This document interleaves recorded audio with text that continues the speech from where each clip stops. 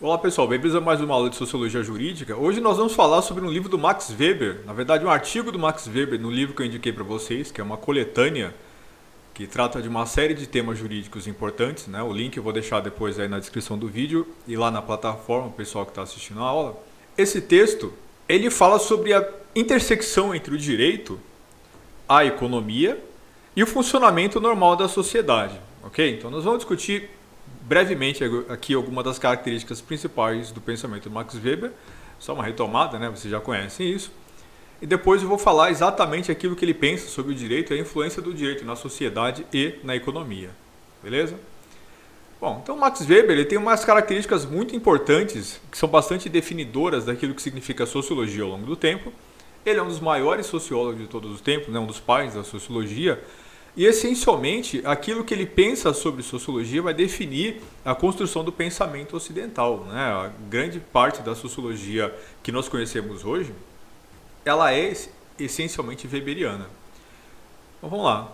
Max Weber ele é um dos grandes teóricos da modernidade, né? Um dos autores que fala sobre a questão da era moderna, daquilo que significa ser moderno, né? De uma maneira mais, com mais propriedade, digamos assim. Então ele vai definir o que são essas características da modernidade ou da contemporaneidade e essencialmente definir esse mundo moderno. Quais seriam essas características? Quais são as características fundamentais então, da obra do Weber? Bom, em primeiro lugar, ele faz uma ruptura, ou pelo menos ele entende de uma forma completamente diferente aquilo que era o mundo antigo, a lógica como funcionava a mente, a cabeça das pessoas e aquilo que seria essa era contemporânea. Então no mundo antigo, pensava-se de forma mágica, né? O mundo não era racional, ele não era visto, não era entendido de forma racional e isso se transforma completamente na modernidade. A grande característica da modernidade, segundo ele, está baseada nessa ideia de que o homem moderno é um homem racional. Portanto, o sistema político, social, econômico e também jurídico está essencialmente marcado, permeado por essa racionalidade. Nessa era moderna, os homens pensam em relação de causa e efeito, em termos, né, de relações de causa e efeito. Nessa era moderna ou contemporânea, essa relação de causa e efeito, essa racionalidade vai impactar em todos os elementos da vida social, fazendo com que, por exemplo, a ciência possa se desenvolver, que a economia possa se desenvolver. Quando se pensa em racionalidade, não significa uma questão filosófica apenas, mas significa o comportar-se para além de pensar de forma racional. Portanto, ao invés de produzir de forma pouco eficiente, como se fazia no passado, ao invés de não se dar valor à questão da acumulação, ao invés de não se preocupar com as causas e o fundamento das coisas, essa nova mentalidade racional acaba reforçando isso, potencializando, né, essa interpretação racional do mundo, a descoberta desse mundo, a descoberta das coisas, a descoberta de novos modos de produção, de novas formas de se produzir e acumular, de novas formas de se comportar na sociedade. E isso leva ao desenvolvimento de todo o sistema econômico que nós conhecemos hoje. O capitalismo é fruto disso. Essa ideia de que nós produzimos de forma sistemática, racional, organizada, produzimos com máquinas de forma serial, ou seja, desenvolvemos máquinas, produzimos de forma seriada, produzimos em larga escala muito mais do que era possível no momento anterior da história da humanidade, e isso muda tudo. Isso muda quem nós somos, muda como nós nos comportamos, como nós nos relacionamos em relação a esse mundo. Entendeu? No mundo medieval, no mundo antigo, as pessoas não tinham compromisso com o relógio, né? O tempo era contado de forma diferente. Nesse mundo racional, organizado, produtivo, aí a hora conta, o relógio conta. Você precisa ter hora marcada para chegar, para começar a trabalhar, você tem hora para sair. Você é obrigado a cumprir certos compromissos, né, em torno do relógio. Então essa ideia de que nós viramos escravos do relógio, de certa forma, tem a ver com isso, com esse avanço da racionalização do mundo. Então é uma racionalização que se insere, né, nesse exemplo que eu dei, que é produtivo, portanto a economia se transformou, mas conforme a economia se transforma, nós também nos transformamos. Nós viramos também isso, nós viramos seres racionais, que agora se comportam, né, de forma menos orientada para aquilo que é mágico, menos orientado para aquilo que é permeado por uma subjetividade ligada ao desconhecido. E nós passamos a nos importar cada vez mais com aquilo que é palpável, com aquilo que está diante dos nossos olhos. Isso vai influenciar todo o resto, como eu já disse. Por exemplo, se a gente pensar nas escolas, nas faculdades, Isso vai influenciar, por exemplo, nos currículos. Que tipo de cursos nós temos? Que tipo de currículos nós temos? Eles são orientados para uma finalidade muito específica. Produzir, entregar resultado. As pessoas fazem cursos que elas querem porque elas querem. Né? As pessoas fazem cursos porque elas querem obter algum resultado com isso. Então os cursos deixam de ser filosóficos, tornam-se profissionalizantes. Eles são voltados para que as pessoas possam adquirir certas habilidades específicas para serem usados dentro do sistema produtivo. As pessoas não se formam não para pensar e avançar o conhecimento em certas áreas. As pessoas se formam para produzir mais, né? Para ganhar dinheiro, produzir, etc. Ou seja, são as lógicas racionais ou são as racionalidades desse mundo moderno e contemporâneo. Esse mundo moderno e contemporâneo, também segundo Max Weber, é o mundo da fragmentação. É o mundo orientado pela divisão, pela multiplicidade de divisões, e não mais por aquela ideia do absoluto. Então, Max Weber recusava essa categoria do absoluto. Para ele seria impossível você compreender tudo aquilo que existe nesse mundo, seria impossível compreender todos os elementos, né, que existem na sociedade, seria impossível aprender certos tipos de coisas em relação à subjetividade. Portanto, para ele, esse mundo é o mundo da divisão, é o mundo da fragmentação.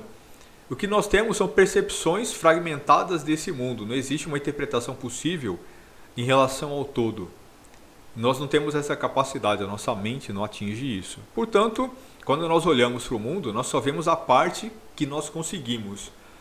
E do ponto de vista dele, o que a sociologia faz, mas também o direito, a economia, todos os campos do conhecimento, aquilo que eles fazem, é essencialmente versar, falar, escrever, discutir sobre essas partes, e não sobre todos, não sobre aquilo que é absoluto. Então, segundo essa perspectiva do Max Weber, não existem verdades absolutas.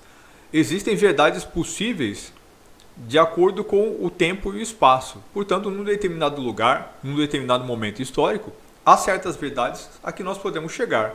Só isso, mas essas verdades não são absolutas, elas são superadas ao longo do tempo. Portanto, o conhecimento ele é reconstruído permanentemente. Tudo aquilo que nós conhecemos não é perene, na verdade é fluido e se transforma. Então, esse mundo não é marcado pela perenidade e sim pela fluidez. As explicações elas são transitórias e não permanentes. Isso vale para a ciência, isso vale para a sociologia, mas nós poderíamos, por analogia, estender isso a todo o resto, a tudo aquilo que compõe uma sociedade. Por exemplo, o direito também. Então, quando nós falamos lá sobre direito vivo e discutimos essa ideia de que o direito ele é transitório, isso é uma característica weberiana, profundamente. Nós falamos que as verdades não são absolutas, falamos que o nosso conceito de justiça ele se transforma ao longo do tempo. Nosso direito é uma expressão de um consenso social que nós fomos construindo ao longo do tempo, mas isso muda, as pessoas vivem em lugares diferentes, elas vão construindo consensos diferentes em lugares diferentes, esses consensos vão sendo discutidos no espaço público até que eles acabem se tornando evidentes socialmente e positivados em lei.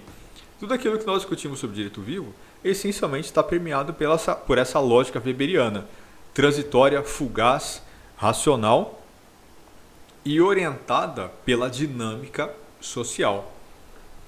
Certo? Então, ainda que não esteja escrito lá, ainda que essa discussão que nós temos feito antes não levasse esse nome, mas essencialmente era uma discussão weberiana, que segue as mesmas características do pensamento desse autor. Ou pelo menos segue as características da interpretação que esse autor tem em relação a esse mundo. Quando ele fala sobre tudo isso, não quer dizer que ele goste ou defenda a ideia de que o mundo devesse ser assim. Aquilo que ele tenta explicar em relação a esse mundo é o que ele vê. Não sempre, e nem sempre, ele gosta daquilo que ele vê. Ele fala sobre aquilo que ele enxerga, ponto. Ele não está defendendo uma visão de mundo, ele está contando para a gente como ele enxerga esse mundo. É outra lógica profundamente weberiana.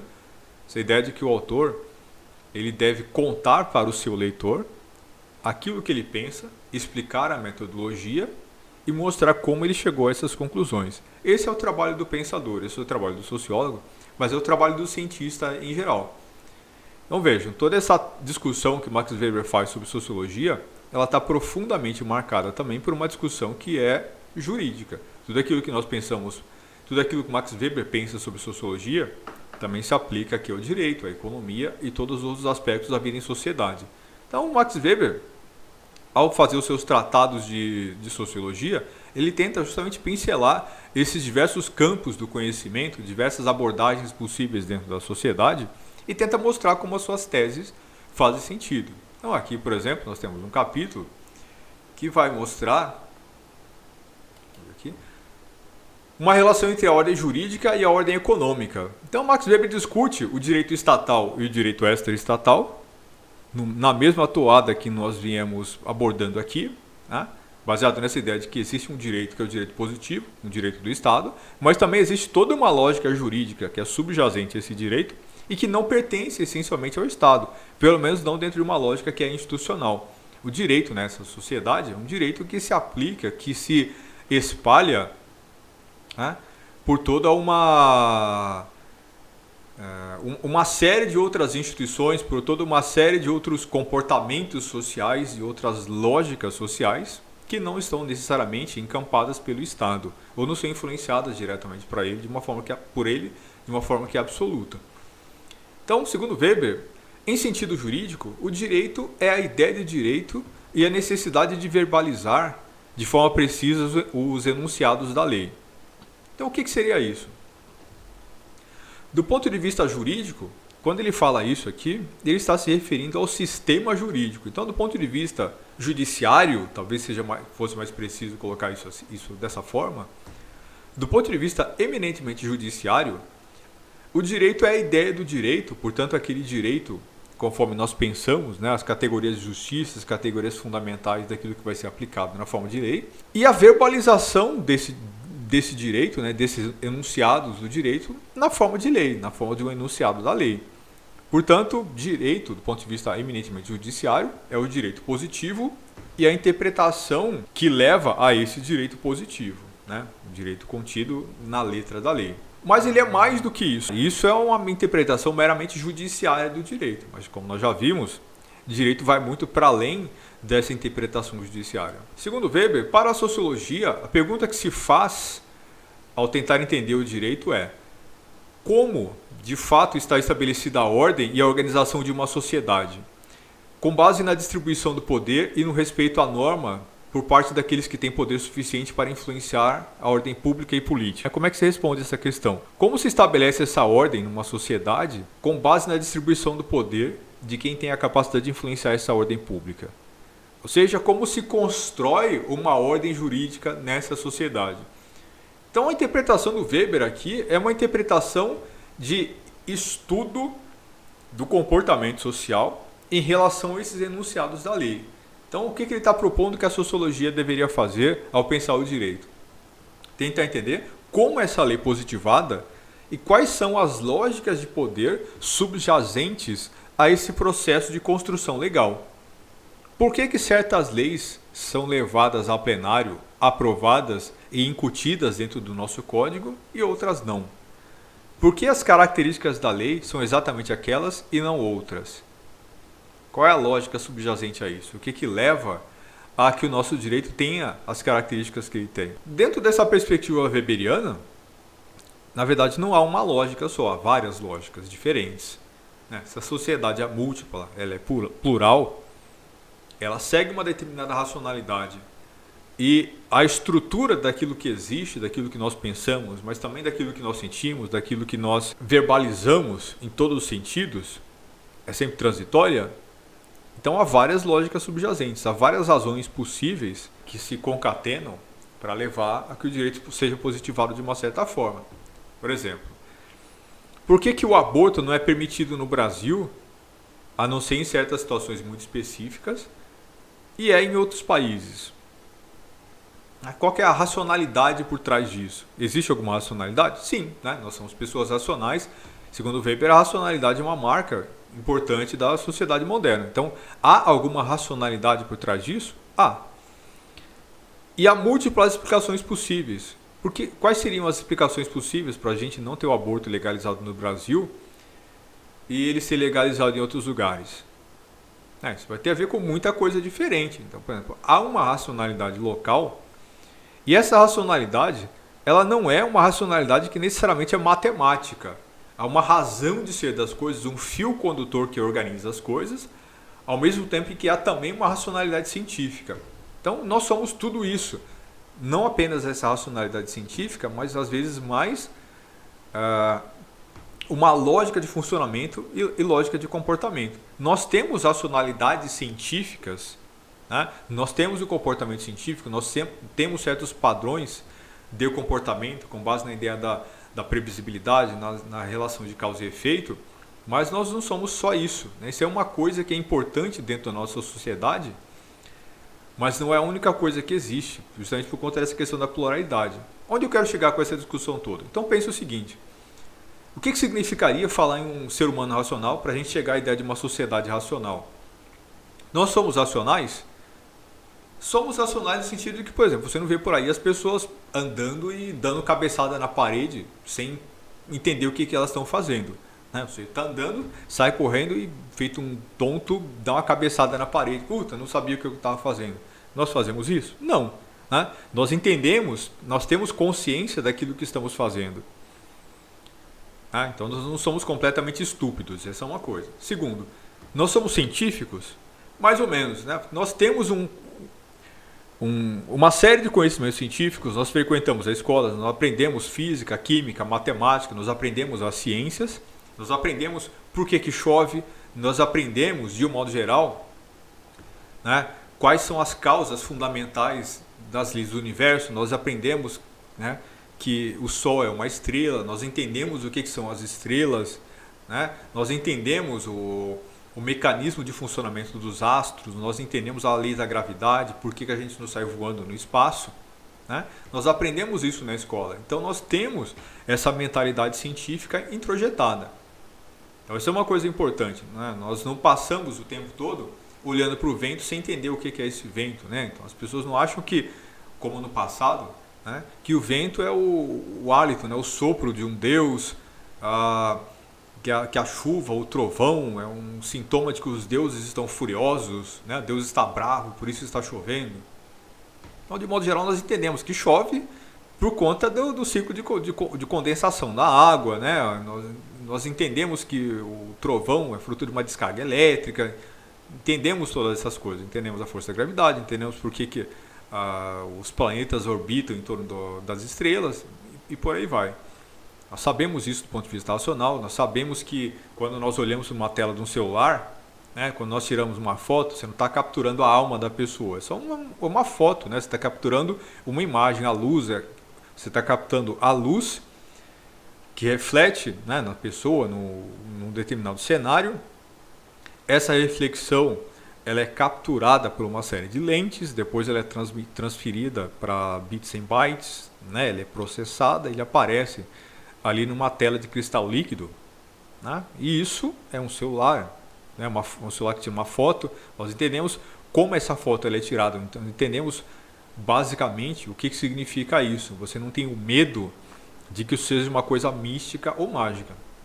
Então isso é uma característica importante da modernidade. Nós temos essa racionalidade, nós compreendemos, né, essencialmente aquilo que existe à nossa volta. Mas ao mesmo tempo, a mesma pessoa que estava na escola e aprendeu como funciona o movimento dos astros, você sabe o que é a estrela? É uma bola de gás, né, fumegante que é comprimido pela gravidade. Você tem ali um processo de fusão nuclear, em que a gravidade desse astro é tão grande que ele comprime esses átomos, eles se chocam, entram uns dentro dos outros e libera uma quantidade monstruosa de energia, e essa fissão nuclear é que gera essa luz, esse calor, né, os raios ultravioleta, tudo aquilo que a gente vê emanar do Sol. Nós sabemos o que é uma estrela, nós sabemos que as outras estrelas têm características muito parecidas, né, isso é só uma bola de gases queimando. Mas essa mesma sociedade que sabe, que aprende isso na escola, acredita em horóscopo, acredita em astrologia. Né? Ao mesmo tempo que nós sabemos como funcionam as coisas, nós temos um pensamento profundamente orientado também pelo misticismo. né? As pessoas acreditam em fantasmas, as pessoas acreditam em superstições, as mais absurdas possíveis e imagináveis, né? Nós acreditamos nas coisas mais loucas do mundo. E por que nós acreditamos nisso? Porque nós temos também racionalidade, mas nós não somos só isso. Então a sociedade tem elementos de racionalidade, mas nem toda ela é completamente racional. Então todos esses elementos de multiplicidade estão colocados. As pessoas tomam as decisões mais racionais possíveis. Por exemplo, por que as pessoas fumam? Essa é a coisa mais imbecil do mundo, né? Você joga uma fumaça tóxica dentro do seu pulmão, você fica viciado naquilo, não tem absolutamente nenhum efeito positivo, o efeito negativo é você morrer de câncer, né? Ter uma fimose terrível, você tem um monte de problemas muito sérios, mas a gente continua fazendo isso, as pessoas continuam fazendo isso. As pessoas não usam máscara durante uma pandemia, então nós estamos hoje, né, terminando, né, de viver um processo, né, um momento histórico que passamos por uma pandemia muito grave de, né, um vírus que é transmitido por via aérea, e você tem, não só no Brasil, mas em muitos lugares do mundo, pessoas questionando máscaras, questionando o uso de uma máscara para se proteger de uma transmissão que se dá por via aérea. Isso é a coisa mais imbecil, mais idiota do mundo, né, do ponto de vista racional e científico. Você sabe que o vírus que é transmitido pelo ar, você pode barrá-lo, né, a transmissão, se você se protege, se você protege as suas vias aéreas. Pronto. Né? Isso não é política, isso não é questão partidária, isso não tem a ver com fé, não tem a ver com religião. Isso é a mesma coisa que você, assim, achar que não, é a mesma coisa que você achar que se você segurar uma bola aqui, né, essa pilha que eu estou segurando aqui, se eu soltar, eu acredito que ela não vai cair. Né? Não é possível, não há nenhuma outra possibilidades. Isso segue uma lei da natureza. Não, isso é ciência, isso é uma coisa racional. Nós aprendemos isso e ao mesmo tempo negamos isso o tempo todo. Nós negamos os elementos dessa racionalidade. Certo? Quando nós fazemos isso, nós criamos uma série de problemas, criamos uma série de dificuldades para você prever o comportamento das pessoas. Então, por que as leis não são uma expressão pronta e acabada daquilo que é justo, daquilo que é certo, daquilo que é verdadeiro? Não seria racional agir dessa forma? Não seria racional, não seria o melhor para todo mundo se os políticos criassem leis boas para todo mundo? Não seria mais racional, não seria melhor se as pessoas não roubassem, não matassem umas às outras? Não seria melhor se os funcionários públicos trabalhassem? Não seria melhor se os funcionários das empresas privadas cumprissem as suas obrigações, tratassem bem os seus clientes? Não seria melhor se os patrões pagassem bem, tratassem com decência e dignidade os seus funcionários? Não seria melhor se todo mundo fizesse a sua parte o tempo todo, todos os dias, e esse mundo poderia ser uma utopia? Seria racional, não seria? Não seria a melhor coisa possível? Todos nós não seríamos beneficiados com isso, com esse comportamento mais adequado? Né? Certamente sim, mas nós não fazemos isso. Então nós temos racionalidade, mas não somos completamente racionais. Então, como é que se explica a construção da lei numa sociedade como essa? Então ela se explica não necessariamente pela racionalidade, embora ela siga uma determinada lógica, né? O Weber entende isso. Ele vai tentar mostrar, por exemplo, como é o jogo do poder, é essa disputa do poder que há dentro da sociedade, os seus diversos setores, as suas diversas instituições, né? É isso que leva à configuração atual das nossas leis. Certo? Então, por exemplo, o que explica a Constituição de 88? Ela é explicada por um contexto de final de ditadura militar e um desejo de democracia por parte da sociedade brasileira. Mas toda a nossa Constituição segue esse mesmo princípio? Né? Mais ou menos. Nós temos uma infinidade de questões que são colocadas depois na lei ao longo do tempo que tem a ver com interesses muito particularistas, muito mesquinhos, né? Uma série de privilégios garantidos para os políticos por eles mesmos, né? Uma série de legislações que são defendidas por bancadas, tipo bancadas ruralistas, bancadas religiosas, bancadas corporativistas de funcionários públicos e tudo mais. Para o bem ou para o mal, a questão é, o grupo que tem a capacidade de se organizar e projetar poder define o que é a lei. Não importa se isso é bom ou se é ruim, a questão é A lei é uma expressão não da vontade geral do povo, mas da capacidade de se organizar de certos grupos específicos. Portanto, o direito, ele não é, do ponto de vista prático, é isso onde o Weber quer chegar, a definição fundamental do bem absoluto, né, a que um povo pode chegar. Ele não é uma expressão da vontade de todos, necessariamente. Embora às vezes ele possa até ser, ele pode se aproximar bastante disso. Mas na prática, aquilo que as leis significam é um emaranhado, né, de recortes construídos por projetos locais, pessoais, institucionais e corporativistas de poder. Você junta as bancadas, você junta certas fontes de poder dentro da ordem social que tem capacidade de projetar esse poder em direção ao legislativo, né, os poderes que têm a ver com o processo de formulação da lei. E isso é o que uma lei significa. É isso que as leis, do ponto de vista prático, representam, né? Essa diversidade, essa disparidade, né, de relações de poder. Há grupos que são muito mais representados no nosso direito do que outros. E eles têm essa representação porque têm capacidade de projetar poder. Portanto, as nossas leis, elas expressam muito mais essas relações de poder do que o nosso senso de racionalidade, né, que é usado para definir aquilo que é certo e errado, ou mesmo os nossos valores, os nossos princípios fundamentais. O nosso senso de moralidade não é necessariamente aquilo que leva à positivação do direito. Ele vai estar relacionado com isso, ele é parte desse processo de discussões, mas ele é muito mais do que isso, né? A questão é muito mais complexa do que uma relação direta e imediata entre nossos valores, nós os temos, e logo eles estarão positivados na lei. Não é bem assim.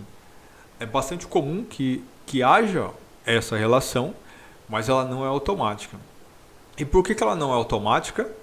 Bom, como Max Weber diria, essa sociedade é caracterizada pela fragmentação.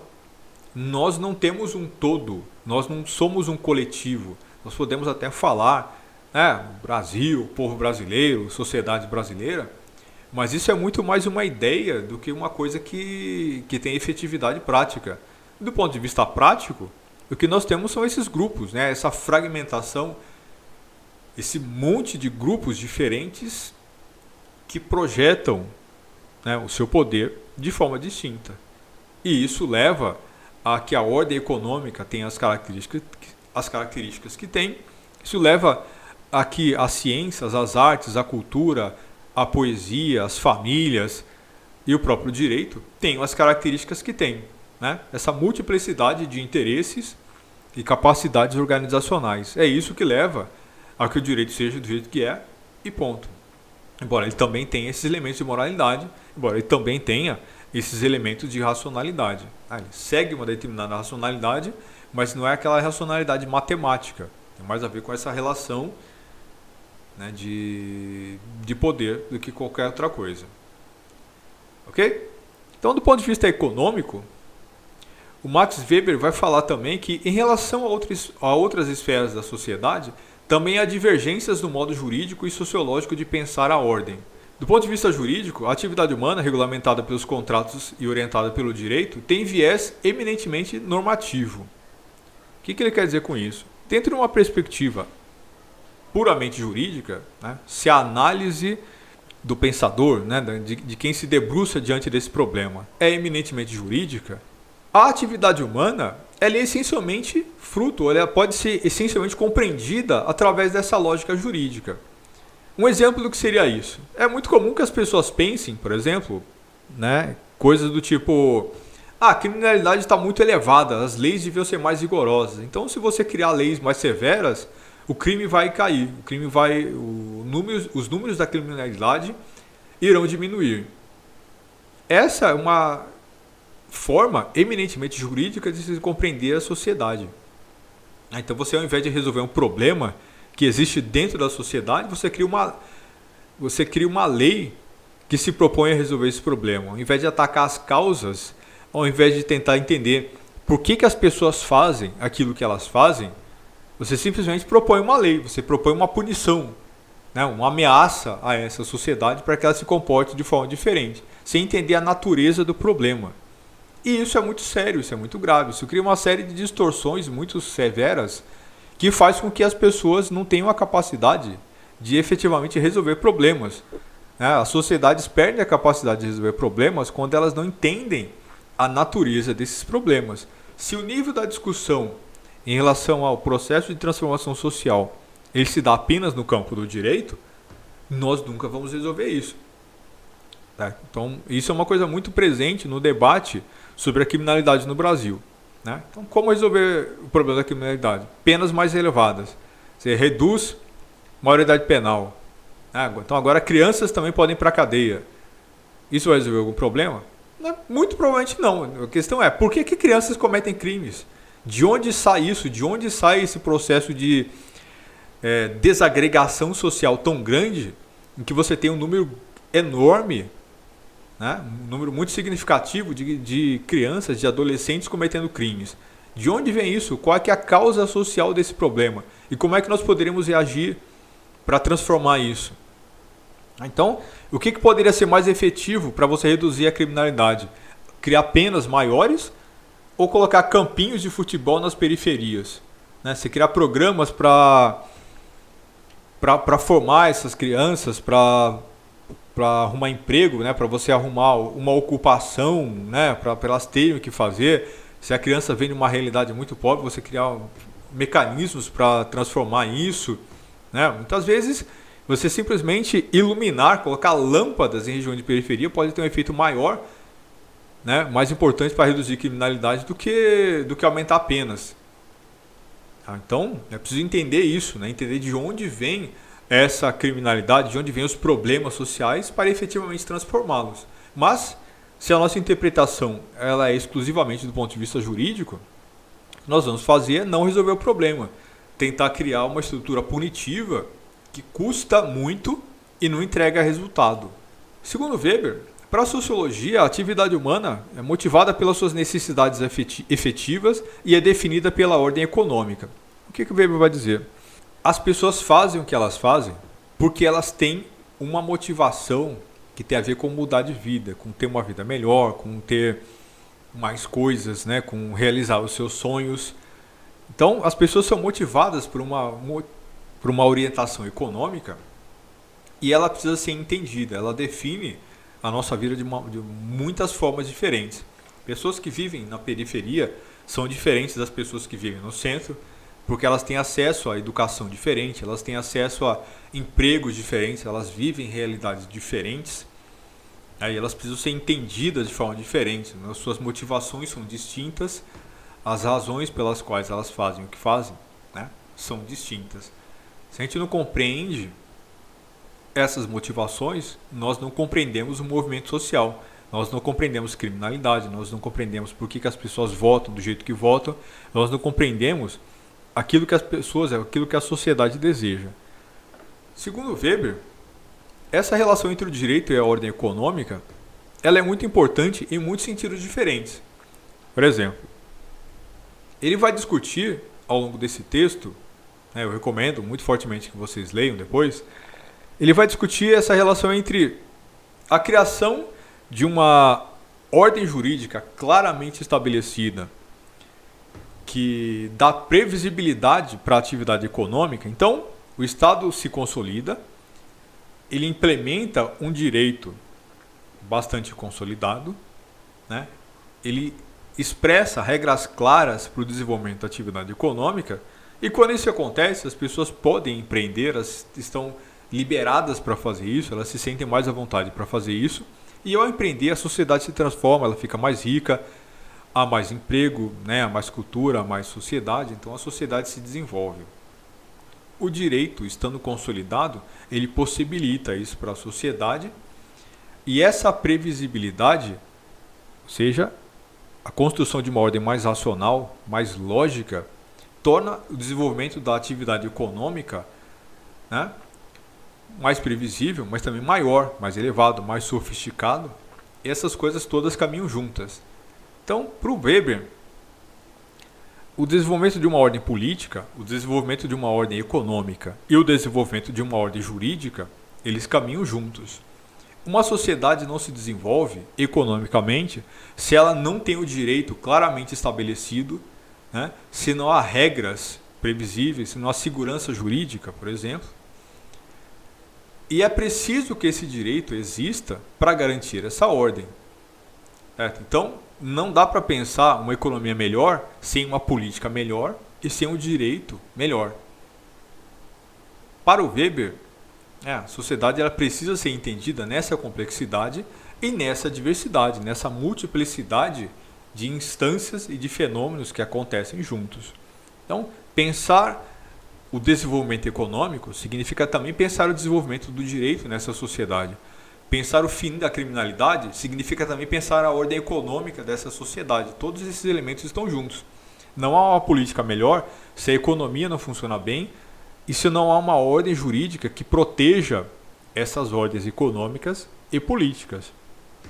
E a mesma coisa vale para todas elas, né, de forma invertida. Não há uma economia que avance se o direito não está consolidado e se a política não propicia isso. Não há um direito que avance se não existe uma ordem econômica claramente estabelecida que permita sustentar esse sistema e se não há uma política, né, bem estabelecida, bem consolidada, que garanta a clareza, que garanta efetivamente a proteção da ordem social. Então, para o Max Weber,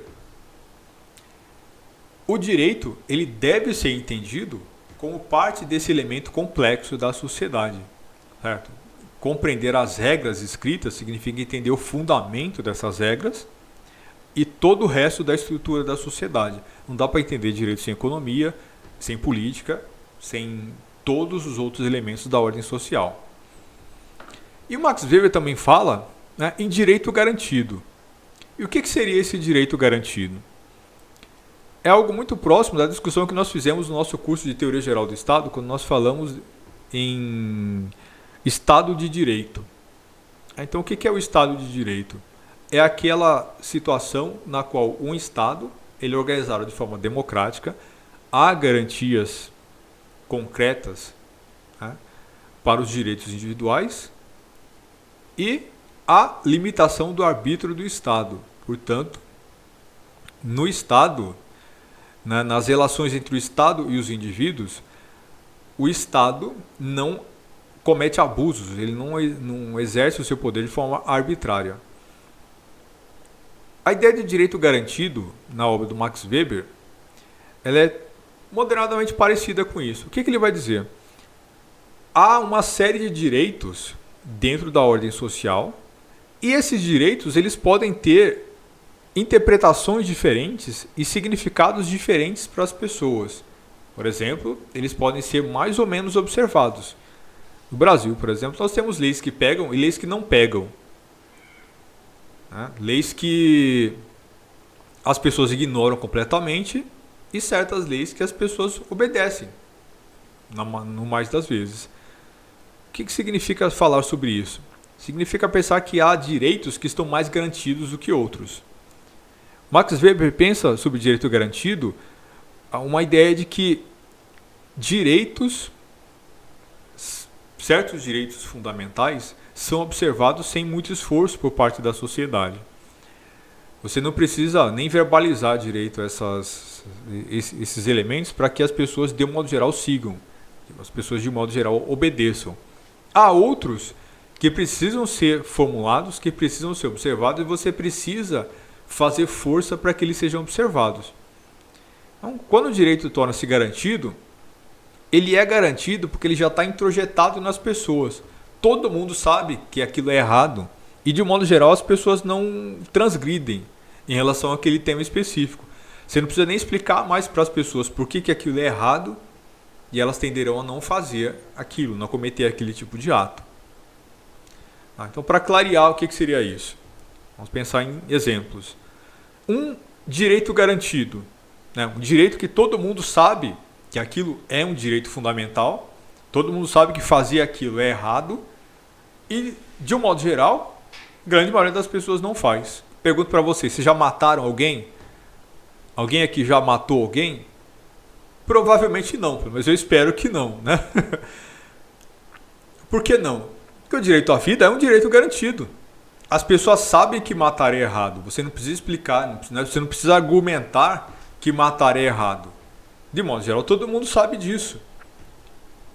E uma minoria muito pequena, né, um grupo muito pequeno de pessoas tem esse impulso de matar. A grande maioria das pessoas na sociedade brasileira nunca matou ninguém. Certo? O não matar é uma coisa que não precisa ser explicada. O direito à vida é um direito garantido. Essa é uma lei que você não precisa ter a polícia garantindo nas ruas, né? Olhando, não, vou ver aqui quem pode estar com cara que vai matar os outros aqui para que eu prenda agora antes que ele mate. Não, a polícia não precisa ter essa preocupação. Embora, obviamente, haja crimes, haja assassinatos, né? Mas não é algo típico, não é algo que domine a vida na nossa sociedade. Ainda que não haja uma estrutura, né, um aparato de coerção presente, as pessoas tenderão a não cometer esse tipo de crimes. Se nós estivéssemos hoje tendo uma aula presencial, provavelmente naquela sala de aula, ainda que não houvesse polícia, ainda que não houvesse câmeras filmando, ainda que não houvesse nenhuma ameaça de coerção, né, pairando sobre a nossa cabeça, provavelmente ninguém mataria ninguém. Certo? Então o direito garantido é aquele que não depende nem de uma estrutura de coerção para que ele seja observado. Outro exemplo disso. Estupro. Né? Não estuprar pessoas. Alguém aqui já estuprou alguém? Né? Novamente eu espero que não. E por que não? Porque a grande maioria das pessoas entende que isso é uma coisa absurda, que isso é errado, né? Uma coisa abominável. Parar para pensar numa coisa dessa é uma loucura. Eu não saio de casa, ninguém aqui sai de casa com aquela preocupação, puxa, será que eu vou matar alguém hoje? Será que eu vou estuprar alguém hoje? Né? Tenho que me segurar para não fazer isso. Não, ninguém tem isso, ninguém sente isso. Ninguém sai, a não ser que você seja um maníaco, psicopata, a não ser que alguém seja tão quebrado por dentro a ponto de fazer isso com naturalidade. De um modo geral, a grande maioria das pessoas que nós consideraríamos normais, não fazem isso. Não só não fazem, como não param nem para pensar nisso. Né? Eu não saio de casa pensando, né? Será como eu poderia fazer para matar alguém? Como eu faria para estuprar uma pessoa? Não se faz isso, não se pensa nisso, inclusive. Então, o direito garantido tem essas características. É aquele que as pessoas já introjetam e elas sabem que aquilo é errado e elas nem pensam na possibilidade de fazer. É aquele tipo de direito que está assegurado de tal forma que você nem precisa da interdição do Estado, né, do aparato do Estado presente para que as pessoas observem aquela lei. E se há direitos que são garantidos, como esse, há outros tipos de direitos que não são tão garantidos assim. Certo? Nós poderemos pensar aqui numa infinidade de exemplos. Vamos pensar aqui na legislação de trânsito. Quem respeita a lei de trânsito no Brasil? Pouquíssimas pessoas. Não é um direito garantido. Não é uma legislação que tem observância garantida. Direitos trabalhistas. Uma parte muito importante dos patrões pagam, né, as suas contribuições, tratam seus funcionários de acordo com aquilo que está na lei, mas é uma parcela grande o suficiente de pessoas que desrespeitam isso, pagam fora da hora, não pagam todos os direitos trabalhistas, tem uma série de problemas, não paga hora extra de direito, você tem que depois recorrer isso na justiça, o sujeito faz isso, mas ele não tem nem peso na consciência. Mas não tem peso na consciência no sentido de que ele não se sente culpado. Eu não me sinto um monstro, não me sinto um bandido ao fazer uma coisa como essa. Vocês entenderam a questão aqui? Não é só a questão de apontar o sujeito como um canalha ou não. A questão é, se ele matasse, a consciência ficaria pesada. Se ele matasse alguém, né, ter que conviver com isso seria uma coisa terrível. Né? Estuprar alguém, né, seria algo que iria corroer a consciência. Mas não pagar um direito trabalhista para não significa nada. Né? Sonegar impostos significa muito pouca coisa. Então, há uma infinidade de tipos de leis diferentes que as pessoas observam mais ou menos e há direitos que são mais ou menos garantidos. Isso significa dizer que direito não significa a mesma coisa, que as leis significam coisas muito diferentes para as pessoas. Não apenas há uma infinidade de possibilidades de interpretação da ordem jurídica, há uma infinidade de lógicas diferentes que levam à positivação das leis, certo? Nosso direito escrito. E também há uma infinidade de tipos de leis diferentes que são interpretadas de forma diferente para as pessoas. Não basta você falar em lei escrita como se fosse tudo a mesma coisa. Não é. Há leis que têm pesos diferentes para as pessoas.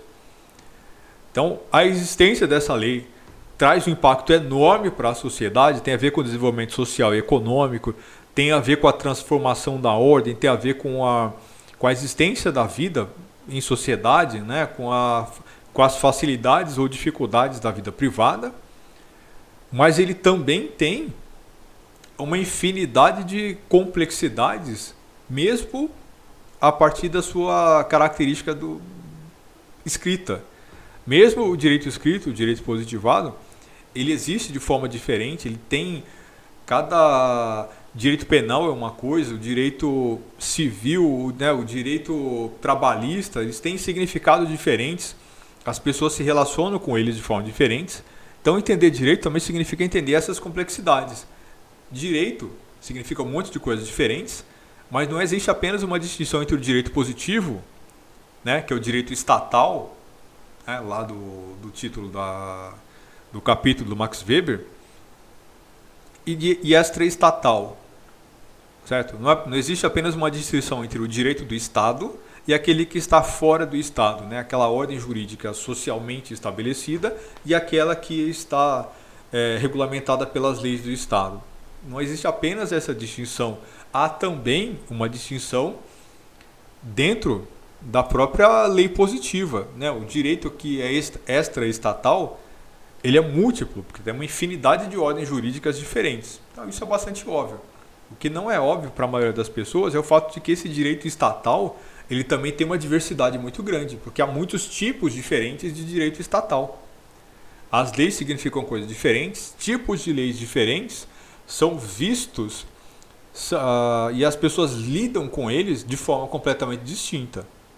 Certo? Então, entender o direito numa sociedade significa entender toda essa complexidade, significa entender de onde ele vem, como ele é criado, qual é a lógica subjacente ao seu processo de criação, as diferenças, né, nas ordens de direito extra-estatal, entender a relação entre tudo isso e o direito positivo e também entender que dentro do direito positivo há muitos tipos diferentes do direito. Por exemplo, há esse direito que é garantido e outros que não são garantidos. Há leis que são observadas fundamentalmente pelas pessoas e outras que não são. E o que se explica isso? O que explica isso? Como se explica o fato de que as pessoas obedecem certas leis e não obedecem outras?